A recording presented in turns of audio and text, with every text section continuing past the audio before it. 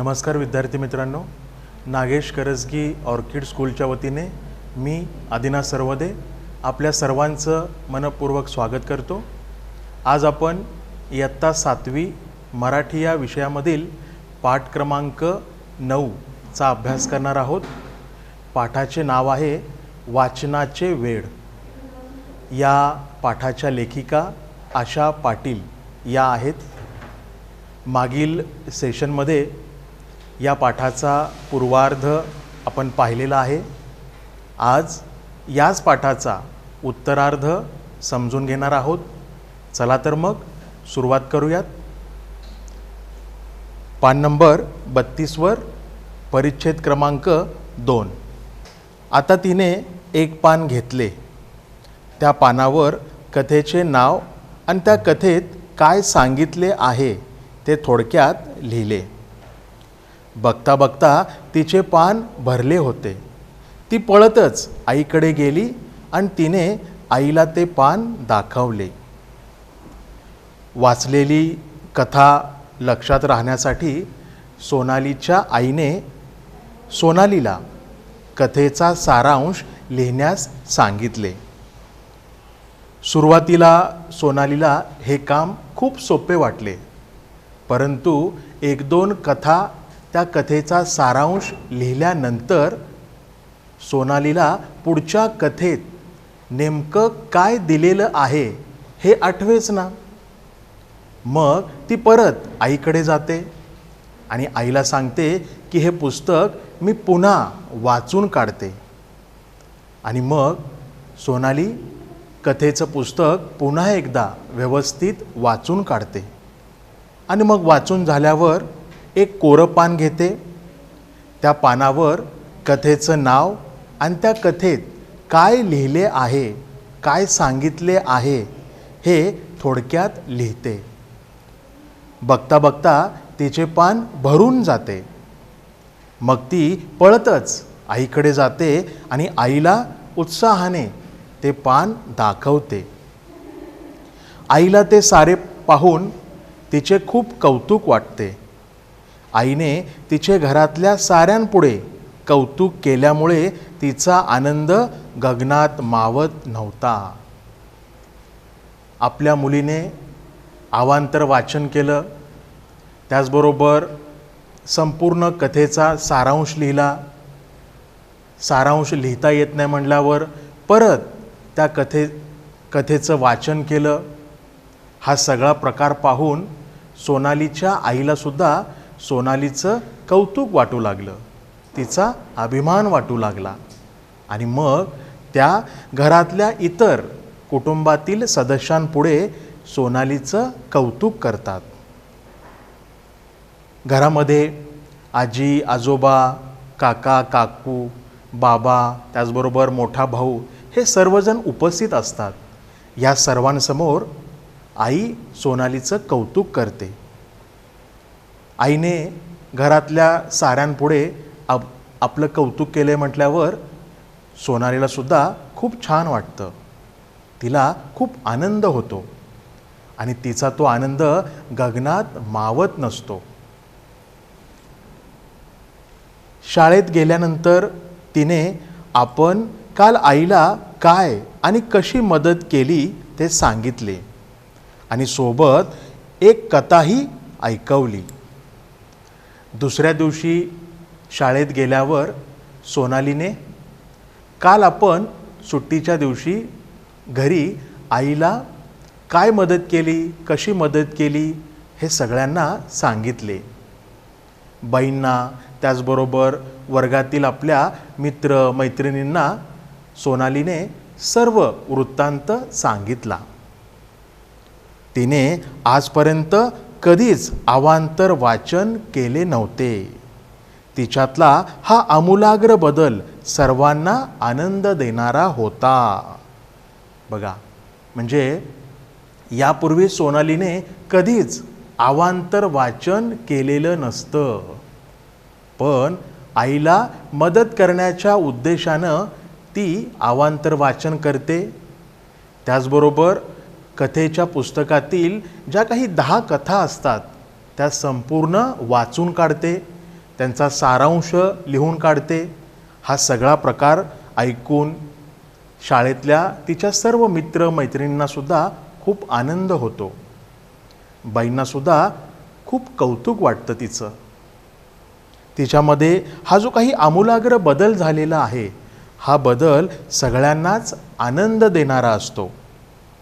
वर्गात प्रथम बाईंनी आईला मदत केली म्हणून अभिनंदन केले आणि नंतर तिने वर्गात एवढी छान गोष्ट सांगितली म्हणून कौतुकाने तिच्या पाठीवर शाबासकी दिली. आपण जी काही सूचना सांगितलेली असते सर्व मुलांना, त्या सूचनेप्रमाणे सर्वजण वागतात. सोनालीने आपल्या आईला सुट्टीच्या दिवशी खूप छान मदत केली, तिला एक कथा निवडून दिली. हे ऐकून बाईंनासुद्धा खूप आनंद झाला. त्याचबरोबर आईला मदत केली म्हणून बाईंनी सोनालीचं अभिनंदन केलं व वर्गात एक छान गोष्ट मुलांना ऐकवली म्हणून तिचं कौतुक केलं. कौतुकाने तिच्या पाठीवरून हात फिरवला, शाबासकी दिली. सोनालीला हा सगळा प्रकार पाहून खूप आनंद झाला. ती खूप आनंदित झाली. सोनालीला आज खूप खूप आनंद झाला होता. तिने आता घरातल्या, शाळेच्या वाचनालयातल्या अनेक पुस्तकांचे वाचन करायचे ठरवले होते. घरामध्ये आपलं कौतुक झालं, शाळेमध्ये बाईंनी सगळ्यांसमोर आपलं कौतुक केलं, अभिनंदन केलं, शाबासकी दिली. हा सगळा प्रकार पाहून, त्याचा अनुभव घेऊन सोनालीलासुद्धा हुरूप आला आणि तिने एक निश्चय केला की यापुढं आपण आपल्या घरातील, त्याचबरोबर शाळेच्या वाचनालयातील अनेक पुस्तकांचं वाचन करायचंच. असा एक संकल्प तिने केला. आईने सांगितल्याप्रमाणे तिने एक वही केली होती. त्यामध्ये ती आवडलेल्या ओळी किंवा एखादा प्रसंग लिहून ठेवत असे. आपली मुलगी अवांतर वाचन करू लागली आहे म्हटल्यावर आईने सुद्धा सोनालीला छान मार्गदर्शन केलं आणि आईच्या मार्गदर्शनाप्रमाणे सोनालीने एक वही केली होती. वाचत असताना एखादा प्रसंग आवडला किंवा एखादी ओळ आवडली तर सोनाली त्या वहीमध्ये तो प्रसंग, त्या ओळी लिहून ठेवत असे. तर या पद्धतीनं आईने सुद्धा सोनालीला प्रोत्साहन दिलं, मार्गदर्शन केलं. सोनालीला प्रोत्साहन देण्यासाठी बाबांनी तिच्या वाढदिवसाला एक छानसे पुस्तक तिला भेट दिले आणि सोबत तिच्या वर्गातील साऱ्याच मुलामुलींना एक एक पुस्तक भेट स्वरूपात दिले. आईने मार्गदर्शन केलं, प्रोत्साहन केलं.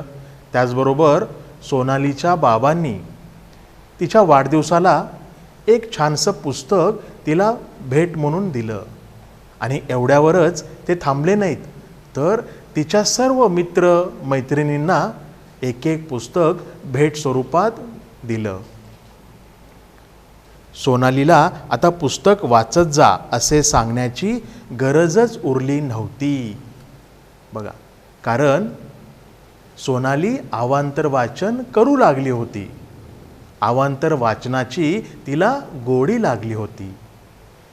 सोनालीच्या आईने जी युक्ती केली होती ती युक्ती या ठिकाणी यशस्वी, सफल ठरली होती. बघा मुलांनो, या संपूर्ण पाठातून आपल्याला सुरुवातीला सोनाली अवांतर वाचन करत नव्हती, परंतु आईने जी युक्ती केली त्या युक्तीप्रमाणे सर्व गोष्टी घडत गेल्या आणि शेवटी सोनाली अवांतर वाचन करू लागली आणि त्या गोष्टीचा तिलाच खूप छान फायदाही झाला. तर या पद्धतीनं लेखिका आशा पाटील यांनी सोनालीला अवांतर वाचनाची आवड कशी लागली, तिने ती आवड कशी जोपासली याचं खूप छान वर्णन या पाठात केलेलं आहे.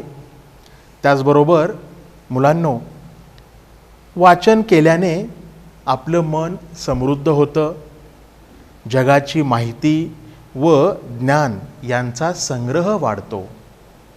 स्वतः अवांतर वाचणे व इतरांना वाचनास प्रवृत्त करणे हा या पाठाचा हेतू आहे. तर आशा आहे मागील सेशनमध्ये झालेला पूर्वार्ध, या सेशनमध्ये झालेला हा उत्तरार्ध तुम्हाला छान समजला असेल आणि तुम्हीही लेखिकेच्या आवाहनाप्रमाणे अवांतर वाचन करू लागाल. ठीक आहे. यानंतर या उत्तरार्धातील काही कठीण शब्दांचे अर्थ आपण समजून घेऊयात. बघा, या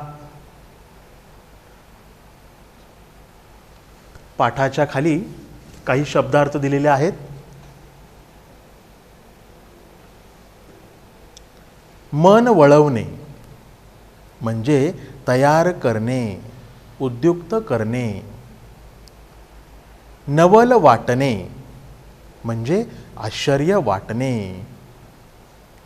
आनंद गगनात न मावणे म्हणजे खूप आनंद होणे. त्यानंतर आमूलाग्र, मोठ्या प्रमाणात. ठीक आहे. यानंतर स्वाध्यायामधील प्रश्नांची उत्तरे जाणून घेऊयात. पहिला प्रश्न, खालील प्रश्नांची 1-2 वाक्यात उत्तरे लिहा. खालील प्रश्नांची 1-2 वाक्यात उत्तरे लिहा. आता यात जो पहिला प्रश्न दिला आहे तो बघा, सोनालीने काय करावे असे आईला वाटत होते. सोनालीने काय करावे असे आईला वाटत होते. आणि उत्तर आहे, सोनालीने आपल्या अभ्यासाशिवाय दररोज किमान 2 पाने अवांतर वाचावीत असे आईला वाटत होते. म्हणजे आपल्या पाठ्यपुस्तकांव्यतिरिक्त दररोज किमान 2 पाने सोनालीने अवांतर वाचावीत असं तिच्या आईला वाटत असतं. बरोबर. दुसरा प्रश्न, सोनालीच्या घरातील सर्वांना तिच्याकडे पाहून नवल का वाटत होते? प्रश्नचिन्ह. खूप महत्त्वाचा हा प्रश्न आहे. तर सोनालीच्या घरातील सर्वांना तिच्याकडे पाहून नवल का वाटत होते? आणि उत्तर आहे, कधीही अवांतर वाचन न करणारी सोनाली दुसऱ्यांदा पुस्तक वाचेन असे आईला सांगते. हे ऐकून पाहून सोनालीच्या घरातील सर्वांनाच नवल वाटत होतं. बरोबर. कारण सोनालीने अवांतर वाचन कधीच केलेलं नसतं. आईने तिचं मन वळवण्याचा खूप प्रयत्न केलेला असतो, परंतु त्यांना अपेक्षित यश मिळत नसतं. आणि आता आईला मदत करण्याच्या उद्देशानं सोनाली चक्क अवांतर वाचन करू लागल्या म्हटल्यावर साऱ्यांनाच तिचं नवल वाटत होतं. तिसरा प्रश्न, सोनालीला प्रोत्साहन देण्यासाठी तिच्या बाबांनी काय केले? उत्तर खूप सोपं आहे. तर सोनालीला प्रोत्साहन देण्यासाठी तिच्या वाढदिवसाला सोनालीला पुस्तक भेट दिले. त्याचबरोबर तिच्या सर्व मित्रमैत्रिणींना सुद्धा एक पुस्तक भेट स्वरूपात दिले. बरोबर. म्हणजे या पद्धतीनं सोनालीच्या बाबांनी तिला प्रोत्साहन दिलं. ठीक आहे. यानंतर खालील घटनांमागील कारणे लिहा. दुसरा प्रश्न. आता यामध्ये काय म्हटले बघा, खाली काही घटना दिलेत, त्या घटना घडण्यामागील कारणं आपल्याला लिहायची आहेत, सांगायची आहेत. बरोबर. आता पहिला प्रश्न, आईने सोनालीच्या हातात एक गोष्टीचे पुस्तक दिले. आईने सोनालीच्या हातात एक गोष्टीचे पुस्तक दिले. आता या घटनेमागील योग्य कारण काय बरं आहे? तर उत्तर आहे, आईला सोनालीचे मन अवांतर वाचनाकडे वळवण्यात यश येत नव्हते. त्यामुळे आईने युक्ती केली व सोनालीला सांगितले की मला एका शाळेत पाहुणी म्हणून मुलांना गोष्ट सांगायची आहे, पण पुस्तकातील कोणती गोष्ट सांगावी हे समजत नाही. असे सांगून आईने गोष्ट निवडायला सोनालीची मदत मागितली व तिच्या हातात एक गोष्टीचे पुस्तक दिले. आलं लक्षात? तर सोनालीने काय करावे? आईने सोनालीच्या हातात एक गोष्टीचे पुस्तक दिले. तर या घटनेमागील हे कारण आहे. आलं लक्षात? दुसरा प्रश्न, आईने सोनालीला कथेचा सारांश लिहायला सांगितला. आईने सोनालीला कथेचा सारांश लिहायला सांगितला. आता या घटनेमागील योग्य कारण कोणतं बरं असेल? बघा, आईने दिलेले पुस्तक सोनालीने संपूर्ण वाचून काढले, पण त्यातील कुठली कथा निवडावी हे तिला समजत नव्हते.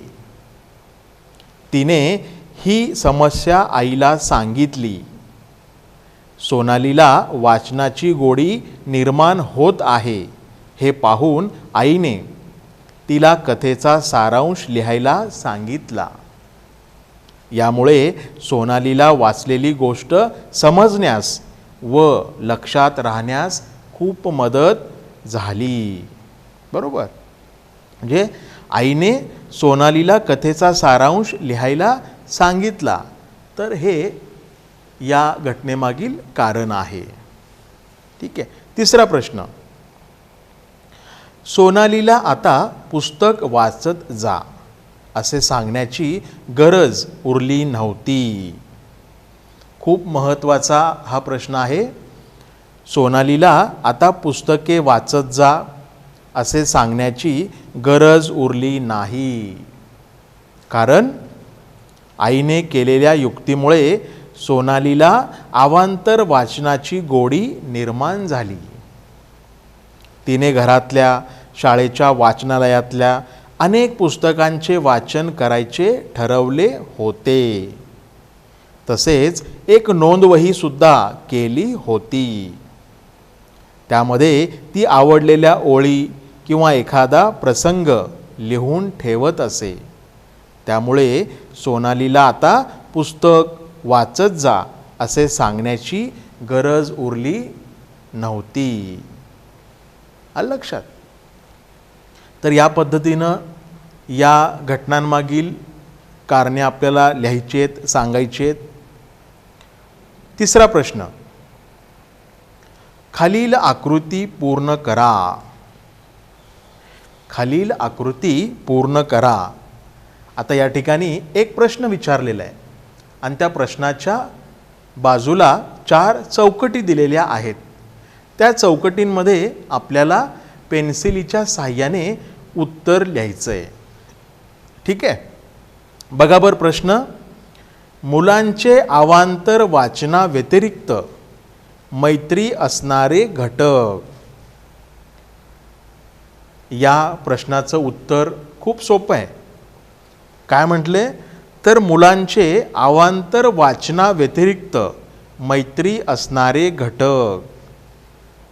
आणि उत्तर आहे computer, mobile, video games, T V. बरोबर? हे 4 प्रमुख घटक आहेत. सुरुवातीला आपण हे पाहिलेलं आहे, समजून घेतलेलं आहे. बरोबर? तर मुलांचे अवांतर वाचना व्यतिरिक्त मैत्री असणारे घटक कॅम्प्युटर, मोबाईल, व्हिडिओ गेम्स आणि टी व्ही. आलं लक्षात मुलांनो? यानंतर चौथा प्रश्न, अभ्यासाबरोबरच तुम्हाला इतर कोणत्या गोष्टी करायला आवडतात? प्रश्नचिन्ह. का ते लिहा. अभ्यासाबरोबरच तुम्हाला इतर कोणत्या गोष्टी करायला आवडतात आणि का ते लिहा. आता या प्रश्नाचं उत्तर तुम्हाला लिहायचं आहे. बघा, मी उत्तर सांगतो त्या पद्धतीनं तुम्ही लिहिण्याचा प्रयत्न करा. अभ्यास करायला तर मला आवडतोच, पण त्यासोबतच मला क्रिकेट खेळायला, चित्र काढायला, गाणी ऐकायला खूप आवडते. अभ्यासाबरोबरच तुम्हाला इतर कोणत्या गोष्टी करायला आवडतात, हा पहिला प्रश्न आहे. तर या पहिल्या प्रश्नाचं उत्तर मी काय सांगितलं, तर अभ्यास करायला तर मला आवडतोच, पण त्यासोबतच मला क्रिकेट खेळायला, चित्र काढायला, गाणी ऐकायला खूप आवडते. मुलांनो, माझ्या उत्तरापेक्षा तुमचं उत्तर थोडंसं वेगळंही असू शकतं बरं का. कारण तुम्हाला क्रिकेटऐवजी फुटबॉल खेळायला आवडत असेल, बरोबर. तर नमुना दाखल मी तुम्हाला हे उत्तर सांगतोय. क्रिकेट खेळताना मी तर तहान भूकही विसरून जातो. अगदी मन लावून क्रिकेटचे वेगवेगळे शॉट्स मारतो. टी व्हीवर मोठ्या खेळाडूंचा खेळ बघून त्यांचे तंत्र आत्मसात करण्याचा प्रयत्नही करतो. बाबा जेव्हा कौतुकाने आमचा सचिन तेंडुलकर अशी ओळख करून देतात, तेव्हा खूप छान वाटतं.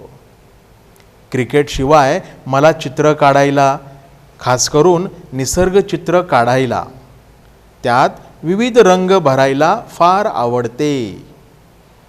पावसाळ्यात जेव्हा मैदान ओले असते, तेव्हा मी घरात बसून चित्रकलेचाच सराव करतो. दिवसातून तासभर मी टी व्हीही बघतो. डिस्कव्हरी, ॲनिमल प्लॅनेट या वाहिन्यांवरील प्राण्यांचे कार्यक्रम मला फार आवडतात.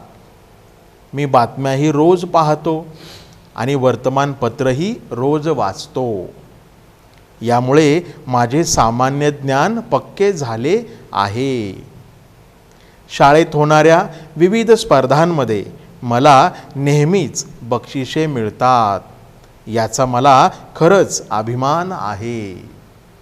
तर या पद्धतीनं तुम्ही तुमचं उत्तर लिहू शकता. यामध्ये थोडासा बदल हा होऊ शकतो. काही मुद्दे तुम्ही तुमच्या मनाने सुद्धा लिहू शकता. आलं लक्षात मुलांनो? यानंतर पुढचा प्रश्न, खेळूया शब्दांशी. यातला पहिला प्रश्न, खालील वाक्प्रचारांच्या अर्थाचा योग्य पर्याय निवडा व लिहा. आता या ठिकाणी वाक्प्रचार दिलेले आहेत आणि त्या वाक्प्रचारांचा अर्थ खाली दिलेला आहे. 3 पर्याय दिलेत, त्यातील योग्य पर्याय आपल्याला निवडायचा आहे. ठीक आहे. बघा, पहिला वाक्प्रचार, सफल होणे.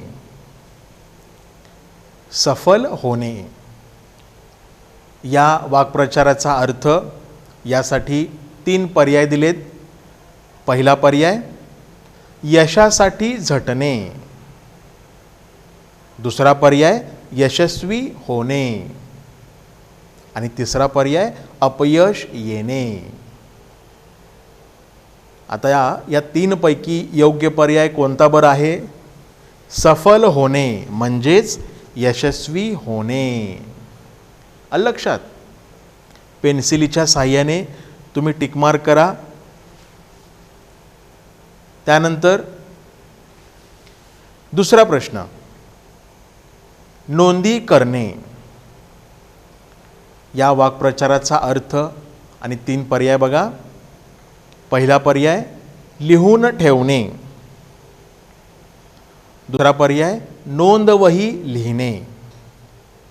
त्यानंतर लक्षात ठेवणे.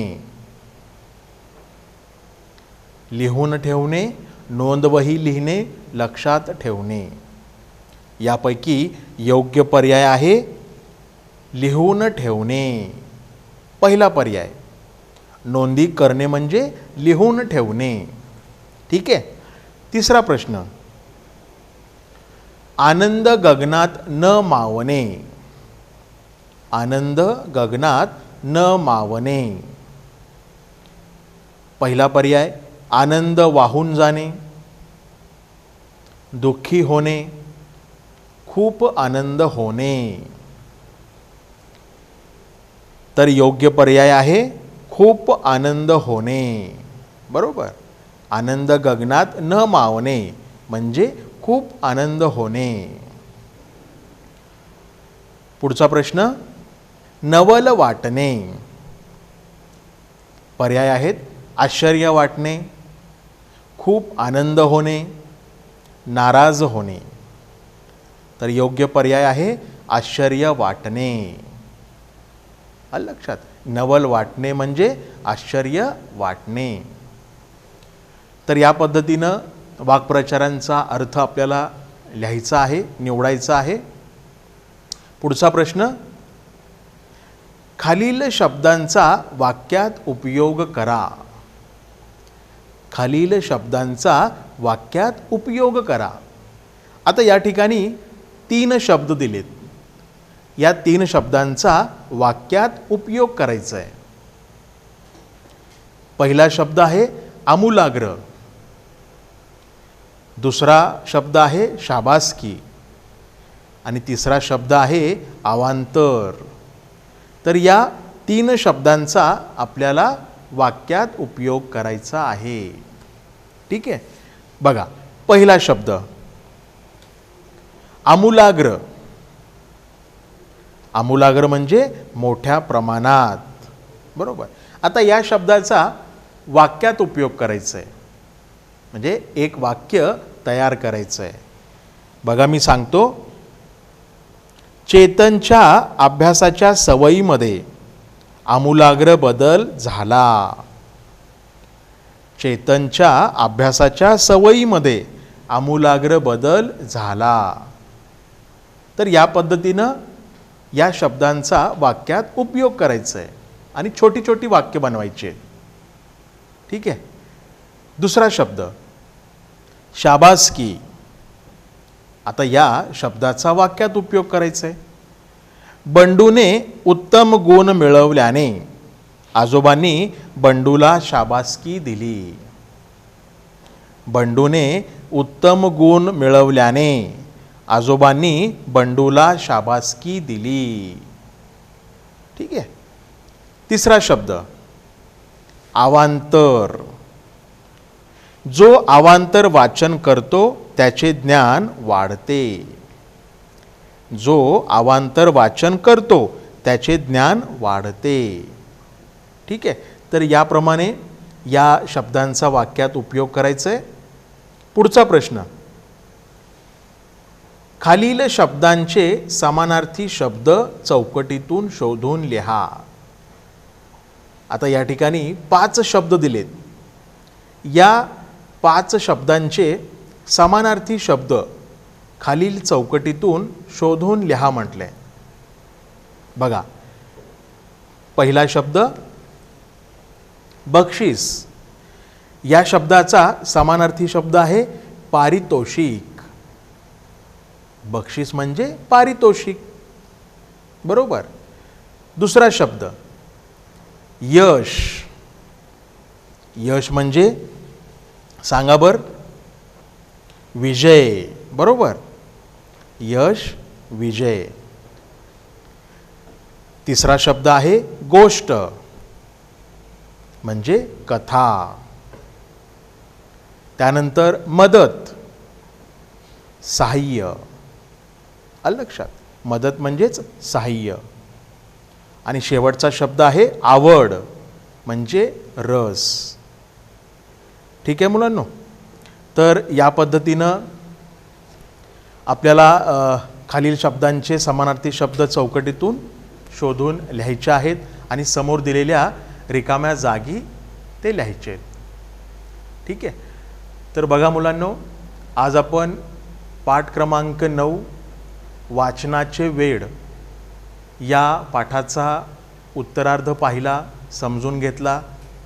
त्याचबरोबर कठीण शब्दांचे अर्थ, त्याचबरोबर प्रश्न उत्तरांची चर्चाही आपण केली. तर आशा आहे हा संपूर्ण भाग तुम्हाला छान समजला असेल. ठीक आहे. धन्यवाद.